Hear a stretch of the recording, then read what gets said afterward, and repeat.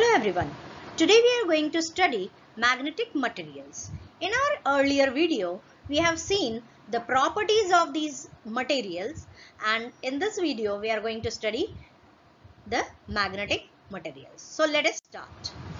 Magnetic materials are the materials that can be either attracted or repelled when placed in an external magnetic field and can be magnetized themselves.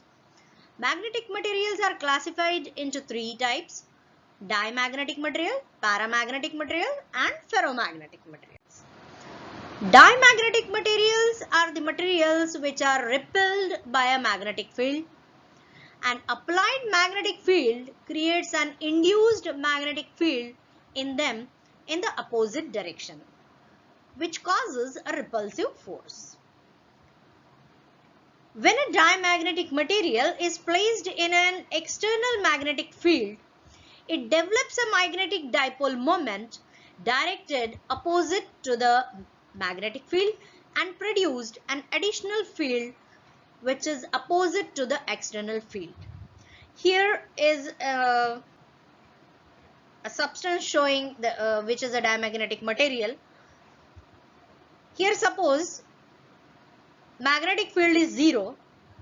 It is observed that magnetic dipole moment is not present. And when the magnetic field is applied, dipole magnetic moment develops and they are directed in the opposite direction to that of the magnetic field. Okay, the direction of the magnetic dipole moment is opposite to the direction of the magnetic field. This is all about diamagnetic materials. So let us see the properties of the diamagnetic material. Diamagnetic materials are considered as non-magnetic because the magnetization are relatively small and they persist only while an applied field is present. The relative magnetic permeability is less than or equal to 1. The susceptibility of the magnetic material is very small and negative, or we can say it is less than 0. The value of the diamagnetic susceptibility is independent of temperature and applied magnetic field. Some of the diamagnetic materials are phosphorus, copper, water, etc. Paramagnetic materials are the materials which have atomic dipoles.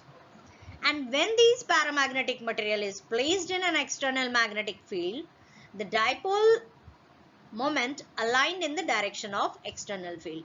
Here we can observe a case of paramagnetic material. Here when magnetic field is 0, means magnetic field is not present, the electric dipole moments are in a random direction. But as soon as the magnetic field is applied, all the atomic dipole moment aligned, they are parallel, they are aligned, they are in one direction, and that is in the direction of the external magnetic field. Now let us see some of the properties of the paramagnetic material. As diamagnetic material, paramagnetic materials are also considered as non-magnetic material because the magnetization are relatively small and persist only while an applied field is present. Relative magnetic permeability is slightly greater than 1. The susceptibility of the magnetic material is very small and slightly positive. The value of the paramagnetic susceptibility is independent of temperature but depends on applied magnetic field. Paramagnetic materials include most chemical elements and some compounds. Finally, we see the ferromagnetic material. Ferromagnetic materials are the materials those have permanent atomic dipoles and can be magnetized by an external magnetic field, and they remains magnetized after the external field is removed. Here is the case of ferromagnetic material.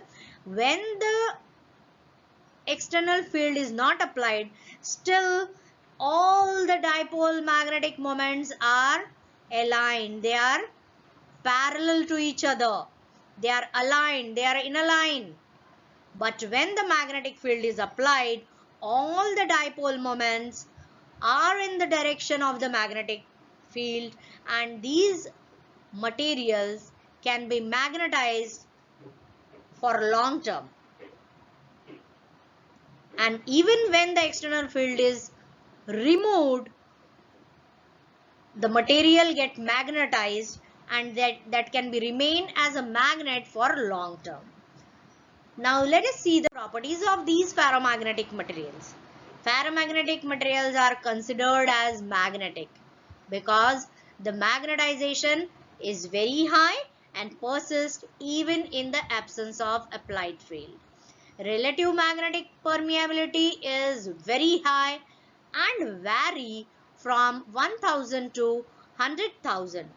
The susceptibility of ferromagnetic material, it is very high and it is positive. The value of ferromagnetic susceptibility is depend on temperature, and that temperature is called Curie temperature, that we are going to study in the further slides.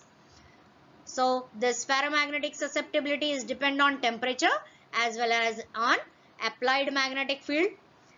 The iron, cobalt, nickel and most of their alloys and some compound of rare earth materials are the examples of ferromagnetic materials. These ferromagnetic materials are divided into soft materials and hard materials.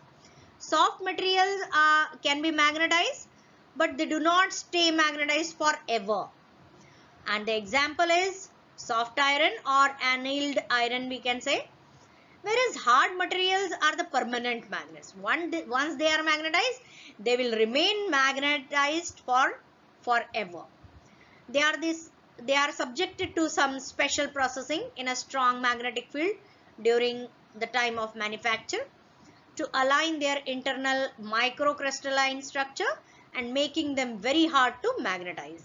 And the example is ferrites and alnico and some ferrites are the example of hard material.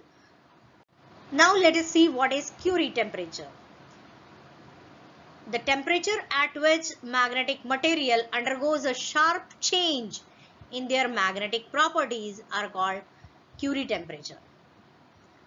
So in terms of ferromagnetic materials, every ferromagnetic materials has its own individual temperature, which called Curie temperature or Curie point, and above which it loses its ferromagnetic properties. Most of the ferromagnetic materials have relatively high Curie temperature. Here some of the materials with their Curie temperature, that is nickel have 360 degree centigrade Curie temperature, iron has 770 degree,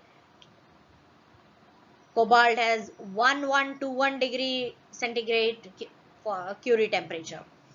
With this I stop. Thank you.